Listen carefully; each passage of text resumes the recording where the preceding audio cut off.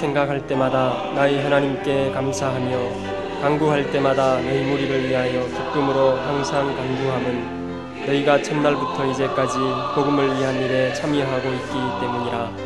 너희 안에서 착한 일을 시작하시니가 그리스도 예수의 날까지 이루실 줄을 우리는 확신하노라. 내가 너희 무리를 위하여 이와 같이 생각하는 것이 마땅하니 이는 너희가 내 마음에 있음이며 나의 매임과 복음을 분명함과 확정함에 너희가 다 나와 함께 은혜에 참여한 자가 되니라. 내가 예수 그리스도의 심장으로 너희 무리를 얼마나 사모하는지 하나님이 내 증인이시니라. 내가 기도하노라. 너희 사랑을 지식과 모든 총명으로 점점 더 풍성하게 하사 너희로 지극히 선한 것을 분별하며 또 진실하여 허물 없이 그리스도의 날까지 이루고 예수 그리스도로 말미암아 의의 열매가 가득하여 하나님의 영광과 찬송이 되기를 원하노라. 아멘.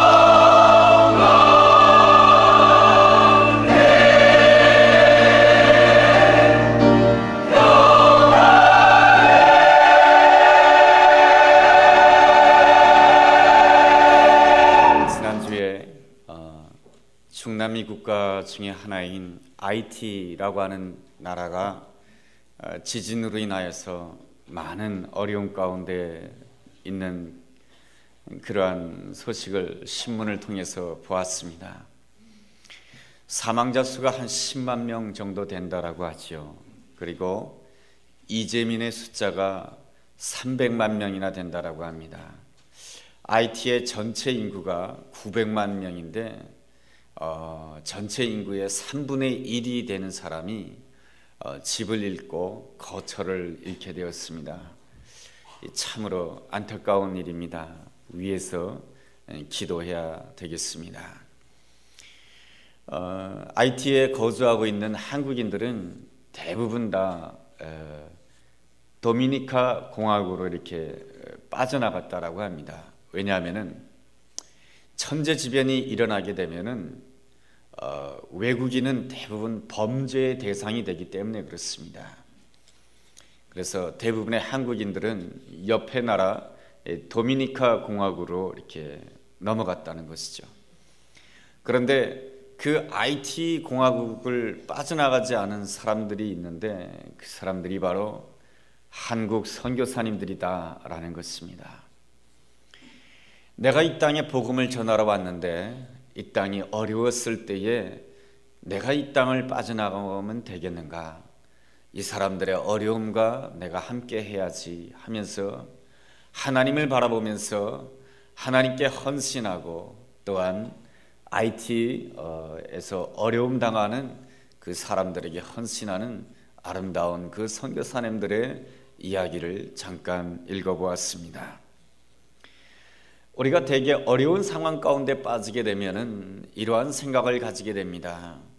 이 어려운 상황 속에서 언제 내가 빨리 해방될 수 있을까? 이러한 생각을 가지는 것이 지극히 당연하다라고 말할 수가 있겠습니다. 그렇지만은 전혀 다른 행동을 하는 사람이 있습니다. 이 어려운 기회에 내가 어떻게 하나님을 드러낼 것인가? 이러한 생각을 하는 사람이 있다라고 하는 것입니다. 이 사람은 생각하는 기준이 다른 사람이고 해석하는 모든 것이 다른 것이죠. 행동도 다른 사람이죠. 이러한 사람을 성경에서는 거듭난 사람이라고 하고 하나님의 사람이라고 말합니다. 거듭난 사람에게 있어서 행복이란 무엇입니까? 그것은 오늘 내가 얼마나 편안한 자리에 있는가, 그것보다 무엇에서 행복의 가치를 찾냐면은 이 모든 환경 속에서 내가 하나님을 드러내기를 원합니다. 아무리 답답한 상황 가운데 있다 할지라도 하나님, 내가 하나님을 기다리겠습니다. 이 형편 속에서 하나님이 드러난다라고 한다면 내가 기뻐할 것이며 또한 기뻐할 것입니다. 이러한 고백을 하는 사람이 바로 오늘 본문에 기록되어 있는 사도 바울이라고 하는 사람입니다. 사도 바울은 복음을 전하다가 로마 감옥에 갇혔습니다. 나쁜 일을 하다가 감옥에 갇힌 것이 아니고 좋은 일을 하다가 감옥에 갇혔습니다. 그러면 당연히 이렇게 기도해야 되지 않겠습니까? 하나님, 제가 너무나도 어려운 상황 가운데 있습니다.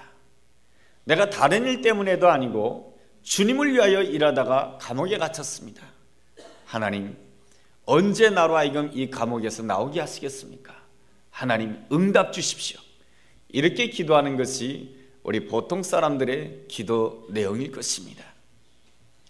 그러나 사도 바울은 그러한 기도를 하지 아니하고 이 감옥, 이 고난을 통해서 하나님의 사랑이 드러나기를 원하고 하나님의 은혜가 드러나기를 간절히 기도하였습니다. 이러한 모습이 세상이 감당치 못하는 아름다운 하나님의 사람의 모습인 것입니다. 우리의 삶이 꼭 바울이 갇혀있는 감옥이 아니라 할지라도 우리가 처한 형편과 처지 때문에 감옥과 같은 삶을 살아갈 수가 있습니다. 가난이 계속해서 지속된다라고 한다면 우리의 삶은 마치 가난이라고 하는 감옥에 갇힌 삶일 것입니다. 우리에게 삶에 있어서 실패가 계속된다라고 한다면 실패에 갇힌 감옥에 산다라고 말할 수가 있을 것입니다. 우리의 질병이 낫지 않고 계속해서 질병 속에 살아간다라고 한다면 우리는 질병이라고 하는 감옥에 갇힌 사람이라고 말을 할 수가 있을 것입니다. 그러면 우리는 하나님께 기도하게 되는 것이죠. 하나님, 이 가난이라고 하는 감옥에서 속히 나오게 해주십시오. 하나님, 이 실패라고 하는 감옥에서 속히 나오게 해주십시오. 하나님, 나로 하여금 이 질병이라고 하는 감옥에서 속히 해방되게 해주십시오. 그러한 기도를 하는 것은 잘못된 것이 아닙니다. 우리의 아픔과 우리의 문제를 누구에게 호소하겠습니까? 나의 주님, 나의 하나님께 호소해야 되지 않겠습니까? 그렇지만 말이죠, 좀 더 성숙한 그리스도인, 좀 더 하나님과 친밀하게 교제를 나누는 사람은 이러한 기도가 있어야 되는 것입니다. 하나님, 내가 이렇게 감옥이라고 하는, 가난이라고 하는 힘들고 어려운 감옥 속에 있지만 하나님, 내가 이러한 답답한 상황 가운데 있다 할지라도 내가 하나님을 드러내기를 원합니다. 내가 오늘 질병 가운데 있지만 하나님, 이 질병 속에서 하나님을 드러내기를 원합니다. 내가 하나님을 기다립니다. 하나님, 오시옵소서. 내 삶 속에서 하나님의 위대하심, 하나님의 능력, 하나님의 놀라운 역사를 드러내 주시옵소서.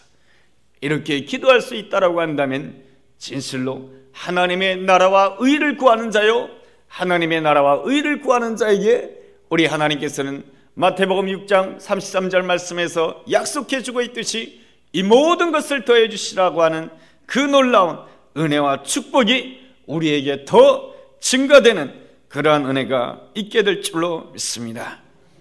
이 놀라운 생각을 누가 알 수가 있겠습니까? 하나님을 나의 하나님이라고 고백하는 자가 그러한 놀라운 고백을 할 수가 있는 것입니다. 오늘 본문 3절 말씀에 보면 이러한 말씀이 있습니다. 내가 너희를 생각할 때마다 나의 하나님께 감사하며. 바울은 감옥에 갇혀 있었습니다. 힘든 상황 가운데 있었습니다. 그렇지만 하나님은 언제나 나의 하나님이었습니다. 여러분, 내가 힘들고 어려울 때도 하나님은 나의 하나님이라고 고백할 수가 있겠습니까? 그렇다라고 한다면 우리는 놀라운 하나님의 사람이며 그 어떠한 상황 가운데서도 넉넉하게 이기고 승리할 수 있는 줄로 믿습니다. 나의 하나님이라고 하는 이 표현은 창세기 28장에도 나옵니다. 창세기 28장은 야곱의 이야기죠. 야곱은 늘 형 에서와 자신을 비교하였습니다. 형 에서처럼 살기를 원하였습니다. 그리고 에서를 이기기 위해서 에서를 속였습니다. 야곱은 늘 생각하기를 나는 다른 사람처럼 살아야만이 나는 행복할 것이라고 생각했고, 다른 사람을 이겨야만이 내가 우월한 사람이요, 내가 성공적인 사람이라고 생각하였던 것입니다. 잘못된 생각이죠. 그것 때문에 큰 고통을 당하지 않습니까? 우리 하나님께서는 야곱을 바라보실 때에 야곱이 에서처럼 살지 않는다 할지라도, 에서처럼 흉내내지 않는다 할지라도 우리 하나님께서는 얼마든지 야곱을 축복해 주시고 야곱을 아름다운 길로 인도해 주신 줄로 믿습니다.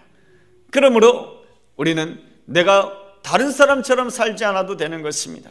다른 사람처럼 그와 같은 환경 속에 있지 않아도 되는 것이고, 내 있는 모습 그대로, 내가 연약하면 연약한 모습 그대로, 부족하면 부족한 모습 그대로 내가 하나님, 여호와 하나님을 붙든다라고 한다면 여호와 하나님께서는 나의 형편이 어떠하든지 간에 우리 하나님께서는 귀한 길로, 복된 길로 인도해 주실 줄로 믿습니다. 야곱은 늘 에서처럼 살려고 하다가, 에서를 이기려고 하다가 그만 에서의 미움을 받아서 고향을 떠나게 되고 나그네 길을 들어가게 됩니다. 나그네 길을 간다라고 하는 것은 참으로 어려운 일인 것입니다. 나그네는 많은 것을 가질 수가 없습니다. 그래서 나그네는 가난합니다. 나그네는 외롭습니다. 아무도 함께 해주지 않는답니다. 또한 나그네는 앞날이 두렵습니다. 무슨 일을 만날지 알 수가 없기 때문에 나그네는 늘 두려울 수밖에 없는 것입니다. 나그네에게는 눈물이 많습니다. 지난날 그때 그러지 말았을 걸 하는 후회의 눈물이 있고, 나그네는 홀로 걸어가기에 고독의 눈물이 있습니다. 그리움의 눈물이 있습니다. 보고 싶다라고 하는 눈물이 있습니다. 홀로 눈물을 짓는 사람에게 누가 가까이 해주겠습니까? 그렇지만은 우리가 연약해서 부족해서 나그네로서 눈물을 흘릴 수밖에 없을 때에도 나에게 찾아와 주시고 나와 동행해 주시기를 원하시는 나의 주님이 계신데, 그분이 바로 나의 하나님이신 것입니다. 야곱의 하나님, 그 하나님께서는 야곱이 돌베개를 베고 잠을 자고 있을 때 찾아와 주셨습니다. 꿈속에서 찾아와 주신 것이죠. 꿈속에서 야곱은 놀라운 환상을 보게 됩니다. 하늘이 열리는 놀라운 환상을 보게 되는 것이죠. 야곱은 생각하였습니다. 저 하늘은 나와 상관이 없다라고 생각하였습니다. 하늘은 어떠한 곳입니까? 하나님이 축복하는 세계입니다. 하나님이 역사하는 세계입니다. 하나님이 역사하는 저 하늘의 세계와 나와 무슨 상관이 있을까? 너는 에서처럼 되기 위해서 발버둥 치는 인생이고, 에서를 속이기 위해서 거짓말하는 인생이고, 나 같은 죄인에게 무슨 하늘의 축복이 있겠는가? 그렇게 생각했던 사람이 야곱이었습니다. 그런데 우리 하나님께서는 그렇게 실망하고 그렇게 낙심하고 그렇게 두려워하고 있는 이 야곱에게 꿈속에서 찾아와 주셨습니다. 하늘을 보여주시고 하늘의 사닥다리를 보여주시고 그 사닥다리 가운데 하나님의 사자가 오르락내리락 하는 모습을 보여줍니다. 이것은 무슨 뜻입니까? 하늘의 세계와 축복의 세계, 내가 역사하는 세계와 너와 관계가 있다라고 하는 것을 가르쳐 주기 위한 것입니다. 내가 축복하는 이 하늘의 세계는 너와 무관한 세계가 아니라 그 놀라운 세계가 하나님의 사자가 오르락내리락 하면서 하나님이 축복하는 세계의 놀라운 선물을 너에게 전달해 줄 것이다. 이것이 바로 하나님께서 잠을 자고 있던 이 야곱에게 주신 놀라운 환상의 메시지인 것입니다. 이 메시지와 함께 하나님께서는 야곱에게 놀라운 메시지를 주십니다. 내가 너와 함께 할 것이다. 내가 너를 지킬 것이다.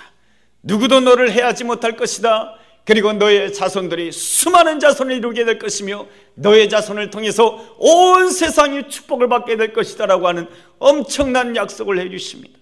이 놀라운 약속을 받게 되었을 때 야곱은 하나님 앞에 무릎을 꿇게 됩니다. 과연 하나님은 나의 하나님이십니다. 이 못난 나의 하나님이 되십니다 라고 고백하고 있습니다. 죄 많은 야곱에게도 하나님은 기꺼이 야곱의 하나님이 되어주셨습니다. 부족한 야곱에게도 기꺼이 하나님께서는 야곱의 하나님이 되어주셨습니다. 야곱의 하나님이 되어주시는 그 하나님께서는 오늘 이 자리에 있는 우리 모든 성도님들에게 한 분 한 분에게 놀라우신 하나님, 은혜의 하나님, 축복의 하나님, 기적의 하나님으로 함께 해줄 줄로 믿습니다. 하나님이 나의 하나님이 된다라고 하는 것은 얼마나 큰 은혜인 줄로 모릅니다. 은혜를 받은 사람은 생각이 달라져야 되는 것입니다. 우리 하나님께서는 우리의 생각을 바꾸기를 원하십니다. 생각을 바꾸시고 나서 행동을 바꾸기를 원하시고 습관을 바꾸기를 원하시고 운명을 바꾸기를 원하신 분이 나에게 함께 하시는 하나님이신 줄로 믿습니다. 그러므로 내 생각을 오늘 어떻게 바꿔야 되겠습니까? 나의 과거에 대한 생각, 나의 미래에 대한 생각, 나의 현재에 대한 생각을 내가 어떻게 바꿔야 되겠습니까? 첫째로 바울은 과거를 생각할 때에 감사하는 사람이었습니다. 3절 말씀을 제가 다시 한번 읽어보겠습니다. 내가 너희를 생각할 때마다 나의 하나님께 감사한다 라고 말해주고 있습니다. 사도 바울은 빌립보 교회 성도를 생각할 때마다 감사한다라고 말하고 있습니다. 내가 내 아내를 생각할 때마다 참 감사하다. 내 남편을 생각할 때마다 감사하다. 내 자녀를 생각할 때마다 너무너무 감사하다. 나의 부모님을 생각할 때마다 너무너무 감사하다. 나와 함께 신앙생활하는 성도를 생각할 때마다, 구역 식구를 생각할 때마다 너무너무 감사하다라고 생각하는 사람은 은혜를 받은 자여 행복한 사람입니다. 그런데 이 사람을 생각해도 원망이 나오고, 저 사람을 생각해도 마음에 분이 끌어올리고, 그 사람을 생각해도 마음속에 화가 치밀어 올라온다라고 한다면 진실로 하나님의 은혜를 모르는 사람이요 불행한 사람이라고 말할 수밖에 없는 것입니다. 사도 바울은 빌립보 교회 성도를 생각할 때마다 감사하다라고 표현해주고 있습니다. 빌립보 교회 성도로부터 많은 것을 받았기 때문에 감사할까요? 빌립보 교회 성도들이 사도 바울에 대해서 극진히 대접했기 때문에 감사하다라고 할까요? 사도 바울에게는 물론 빌립보 교회 성도들과의 아름다운 추억도 있었지만 사도 바울에게는 가슴 아픈 추억도 있었던 것입니다. 빌립보 지방에서 복음을 전하다가 매를 맞기도 하였고, 빌립보 지방에서 복음을 전하다가 감옥에 갇히기도 하였고, 빌립보서 1장 15절 말씀 보면 어떤 이들은 투기와 분쟁으로 하나님의 일을 한다라고 기록되어 있습니다. 빌립보 교회 성도들이 하나님의 일을 하면서도 시기와 질투로 감당하고 그 교회 안에 분쟁이 있다라고 하는 것입니다. 거기에서 사도 바울의 아픔이 얼마나 컸겠습니까? 그럼에도 불구하고 사도 바울은 빌립보 교회를 성도를 생각할 때마다 내가 하나님께, 나의 하나님께 감사한다라고 고백하고 있습니다. 여러분, 이러한 감사의 고백은 어떠한 고백인 것입니까? 바로 예수 그리스도의 심장으로 감사하는 것입니다. 빌립보서 1장 8절 말씀 보면 이러한 말씀이 있습니다. 내가 예수 그리스도의 심장으로 너희 무리를 얼마나 사모하는지 하나님이 내 증인이시라. 사도 바울은 이 빌립보 교회를 성도를 생각할 때마다 감사할 수 있었던 것은 예수 그리스도의 심장을 가졌기 때문에, 예수 그리스도의 마음을 가졌기 때문에 감사할 수가 있는 것이죠. 예수 그리스도의 마음이라고 하는 것은 무엇입니까? 죄인 한 사람이 하나님 앞으로 돌아올 때에 예수님께서는 너무너무 기뻐하시는 모습이 바로 예수님의 마음인 것입니다. 세리가 주님 앞으로 돌아올 때, 죄인이 주님 앞으로 회개하고 돌아올 때 기뻐하시는 모습이 바로 예수님의 마음이다라고 하는 것입니다. 그 예수님의 마음은 바로 아비의 마음인 것입니다. 누가복음 15장 말씀에 탕자의 비유에서 탕자가 아버지의 재산을 받아서 모조리 다 탕진해버리고 돌아오게 됩니다. 거짓골로 돌아오게 됩니다. 거짓골로 돌아오지만은 아비는 그 아들을 보고 상도가 먼데 달려가서 그 아들을 감싸 안고 그 아들을 위하여 잔치를 베풀고 그 아들이 돌아왔다는 것에 대해서 너무나도 감사하는 마음이 아비의 마음이며 예수 그리스도의 마음인 것입니다. 사도 바울은 바로 그 마음으로 감사한다라고 하는 것입니다. 이 아비의 마음은 무엇입니까? 아비의 마음은 자녀들에게 많은 것을 받았기 때문에 감사한 것입니까? 그렇지 않은 것이죠. 아비의 마음이라고 하는 것은 자녀가 잘 되는 모습을 보면서 감사한 것이고, 자녀가 성장하는 모습을 보면서 감사하는 그 마음이 아비의 마음이 아니겠습니까? 사도 바울은 빌립보 교회 성도를 생각할 때마다 하나님께 감사할 수 있었던 것은 그 마음 가운데 예수 그리스도의 심장이 불타고 있었고 아비의 마음이 있었기 때문에 그런 것입니다. 우리도 사도 바울처럼 그러한 마음을 가지면 아니 되겠습니까? 주님, 나에게는 사랑이 없습니다. 이 시간에 예수 그리스도의 심장을 내 마음속에 허락하여 주옵소서. 진실로 아비의 마음을 나에게 허락하여 주옵소서. 아비의 마음을 가지고 내 남편을 바라보기를 원하며, 아비의 마음을 가지고 내 아내를 바라보기를 원하며, 아비의 마음을 가지고 내 이웃을 바라보기를 원합니다. 내가 그들에게 무엇인가 받아서 무엇인가 선물을 받았기 때문에 내가 감사하는 것이 아니고, 선물은 하나님께 다 받았고 그들의 모습이 성장하는 모습을 볼 때, 그들이 돌이키는 모습을 볼 때 그것으로 인해서 감사할 수 있다라고 한다면 그 마음은 아비의 마음이며 성숙한 자의 아름다운 감사가 아니겠습니까? 늘 내 옆에 있는 사람을 보면서 참 감사하다. 신앙이 성장하는 모습 보니까 너무너무 감사하다. 전에는 기도를 잘 하지 못했는데 이제는 기도하는 모습을 보니 너무너무 감사하다. 하나님께서 저 사람을 축복해 주실 거니까, 하나님께서 저 사람을 함께 해 주실 거니까 저 사람이 앞으로 더 나아질 것이다 라고 생각하면서 그 기대감과 그 소망을 가지고 내가 감사할 수 있다라고 한다면 그 마음은 진실로 행복한 마음이며 기쁜 마음이며, 우리 하나님께서는 그 기쁜 마음과 행복한 마음을 통해서 그 가정에, 그가 처한 자리 가운데 더 큰 은혜와 축복으로 함께 해줄 줄로 믿습니다. 내 옆에 있는 사람에 대해서 감사할 수 있다라고 한다면 내 자신에 대해서도 감사할 수 있는 것입니다.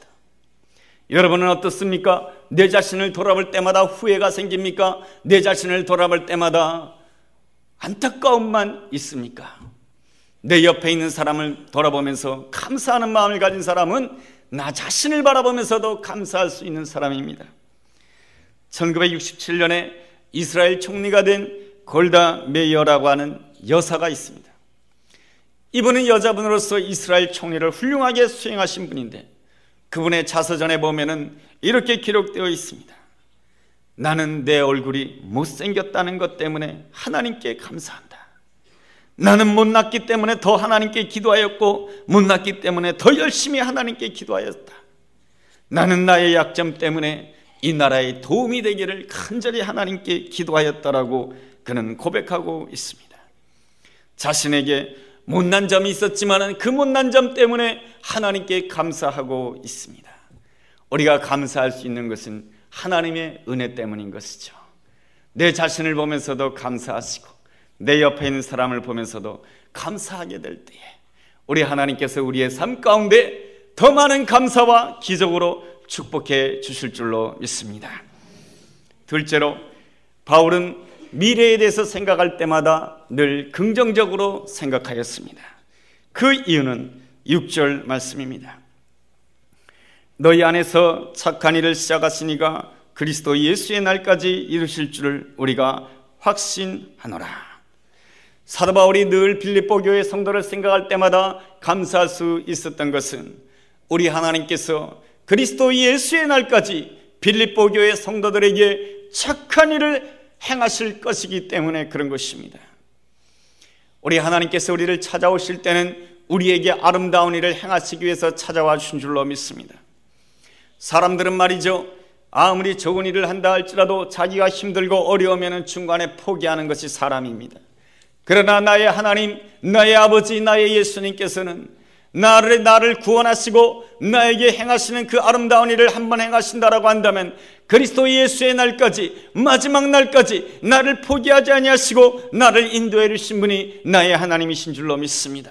그 하나님께서는 내 아내에게도 그렇게 할 것이며 내 남편에게도 그렇게 할 것이며 내 자녀에게도 그렇게 할 것입니다. 그러므로 우리는 언제나 미래에 대한 확실한 소망을 가질 수가 있는 줄로 믿습니다. 어부 베드로는 예수님께로부터 부름을 받았습니다. 그가 주님께로부터 부름을 받았을 때 처음에 이름은 시몬이었습니다. 시몬이란 뜻은 갈대라고 하는 뜻이죠. 이리 흔들리고 저리 흔들리는 연약한 갈대 말이죠. 그러나 우리 예수님께서는 그를 부르실 때 이렇게 말씀해 주셨습니다. 너는 이제부터 장차 게바라 하리라. 너는 이제부터 장차 베드로라 하리라. 너는 이제부터 장차 내가 반석이라 하리라. 내가 너를 반석으로 만들어 주시겠다고 하는 것입니다. 그런데 베드로는 어찌하였습니까? 예수님이 가장 힘들 때에, 예수님이 가장 고통스러웠을 때, 십자가의 고난을 지실 때에 베드로는 예수님을 3번씩이나 부인하게 됩니다. 너무나도 실패한 모습이며 너무나도 죄악된 모습이 베드로의 모습입니다. 베드로 자신도 자신에 대해서 포기할 수밖에 없었습니다. 나 같은 사람이 무슨 예수님을 쫓는다라고 말할 수가 있겠는가? 나 같은 사람이 무슨 일을 할 수가 있겠는가? 한 번도 나에게 악한 일을 행하지 아니한 그 예수님을 배반하는 내가 무슨 일을 할 수가 있겠는가? 베드로 자신도 자신에 대해서 포기할 수밖에 없었지만은 베드로를 포기하지 아니하신 분이 계셨으니 예수 그리스도. 나를 포기하지 않는 분이 계시니 바로 예수 그리스도라고 하는 것입니다.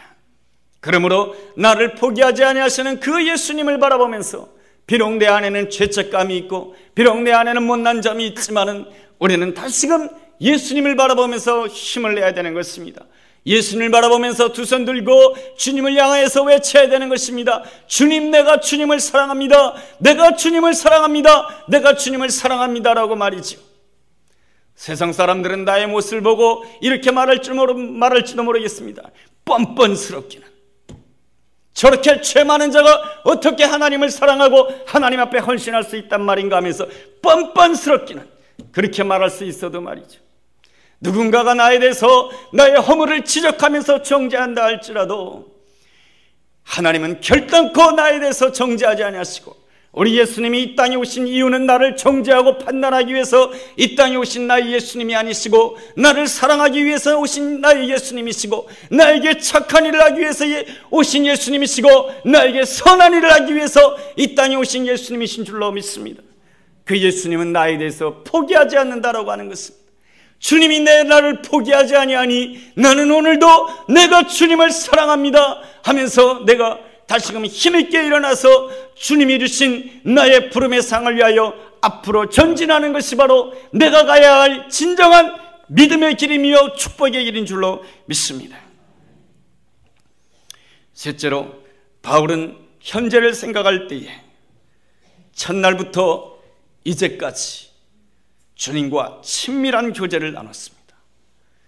현재를 생각할 때마다 이제까지 주님과 친밀한 교제를 나눴다라고 하는 것입니다. 그 말씀이 5절 말씀입니다. 너희가 첫날부터 이제까지 복음을 위한 일에 참여하고 있기 때문이라. 복음을 위한 일에 참여하고 있다라고 하는 이 표현을 원어 성경으로 코이노니아라고 말합니다. 교제라는 그러한 표현으로 바꿔서 말을 할 수가 있습니다. 사도 바울은 첫날부터 이제까지 주님과 친밀하게 교제했던 것입니다. 사도 바울이 어떻게 과거에 대해서 감사할 수가 있었고 미래에 대해서 소망을 가질 수가 있었던 것입니까? 현재, 오늘 주님과 친밀하게 교제할 수 있었기 때문에 그런 것입니다. 첫날부터 이제까지 주님과 친밀하게 교제하는 것은 너무너무 아름다운 일입니다. 우리가 첫날에는 주님과 교제하기가 쉽습니다. 첫날이란 무엇을 뜻하는 것입니까? 내가 연약했을 때입니다. 내가 부족했을 때입니다. 내가 실패했을 때입니다. 내가 못났을 때입니다. 나에게 아무것도 없을 때입니다. 그날이 바로 첫날인 것이죠. 그날이 바로 예수님을 만난 첫날인 것이죠. 내가 아무것도 없다고 생각되었을 때, 내가 모든 것이 없다고 생각되었을 때는 주의 성전에 나올 때마다 나도 모르게 눈물이 났었고, 그 첫날에는 나도 모르게 이 성전에 앉을 때마다 감사와 기쁨의 고백을 할 수 있었던 그날이 바로 첫날인 것입니다. 그러나 세월이 흘러가면서 이제는 뭔가 이루었다라고 생각될 때, 이제는 내가 뭔가 성취했다라고 생각되는 이제는 사람은 달라지는 것이죠. 이제가 되면, 뭔가 이루었다라고 하는 그 이제가 되면 더 이상 눈에는 눈물이 흐르지 않습니다. 더 이상 감격이 오지 않습니다. 예배를 드려도 무덤덤합니다. 주님과의 친밀함이 없습니다. 다윗은 광야에 있을 때에 많은 시편을 기록하였습니다. 광야에 있을 때 사울에게 쫓길 때에 너무나도 다급한 상황이었고 너무나도 위급한 상황이었지만은 늘 다윗은 하나님 앞에 무릎을 꿇었고 무릎을 꿇을 때마다 하나님의 인재를 체험하였습니다. 여기에 하나님이 계시는구나. 이 자리에 하나님께서 나와 함께 하신구나. 그의 삶은 첫날이었습니다. 광야의 생활이 바로 첫날이었던 것입니다. 그런데 세월이 흘러서 다윗이 이스라엘의 왕이 되고 이제가 되었습니다. 어느 정도 안정된 이제가 되었을 때 다윗은 더 이상 전쟁터에 나가지 않습니다. 옥상에 올라가서 어슬렁어슬렁거리다 보니까 저기 바세바라는 여인이 목욕을 하고 있습니다. 마음속에 불타는 정력으로 그 여인을 취하게 되고 간음하는 범죄를 저지르게 됩니다. 돌이킬 수 없는 죄를 저지르게 되는 것이죠. 왜 그렇습니까? 바로 이제라 할지라도 첫날과 똑같이 주님과 친밀한 교제를 나누는 가운데 영적인 싸움터로 나가서 영적으로 믿음으로 전쟁을 해야 됨에도 불구하고 늦잠을 자고 게으름의 잠을 자고 영적으로 게으름의 잠을 잠으로 인하여서 옥상에서 어슬렁어슬렁거리다가 그만 범죄를 저지르게 된 것이죠. 2010년도 새해가 되었습니다. 2010년, 11년, 12년 새로운 해가 시작되었습니다. 우리의 삶이 새로워지기는 어떻게 해야 되겠습니까? 그것은 바로 나의 이제가 첫날이 되어야 되는 것입니다. 나의 이제가 처음처럼 되어야 되는 것입니다. 주님 앞에 나와서 내가 힘들고 아무것도 없다고 생각했을 때, 내가 완전히 낮아졌을 때 주님 앞에 나오기만 하면은 나도 모르게 눈물이 흐르고 나도 모르게 감격했던 그 처음 말이죠. 위대했던 하나님의 사람들은 다 하나같이 처음을 기억하는 사람이고 처음처럼 살았던 사람입니다. 강철한 카네기는 항상 벽에다가 이러한 사진을 붙여놓고 있다죠. 그 사진의 내용은 이렇습니다. 보잘것없는 나룻배가 하나가 있고요, 바다가 있습니다. 그것이 전부입니다. 그런데 그 밑에 이러한 글귀가 써져 있습니다. 언젠가는 밀물이 올 것이다. 밀물이 오게 된다라고 한다면 나는 저 바다를 향하여, 저 넓은 바다를 향하여 내가 나아가리라. 이러한 내용이 기록되어 있습니다.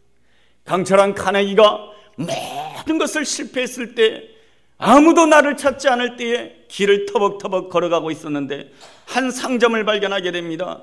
그런데 그 상점에 그 사진이 걸려 있는 것이었습니다. 그 사진을 보면서 카네기는 하나님 앞에서 고백을 하게 됩니다. 그렇습니다.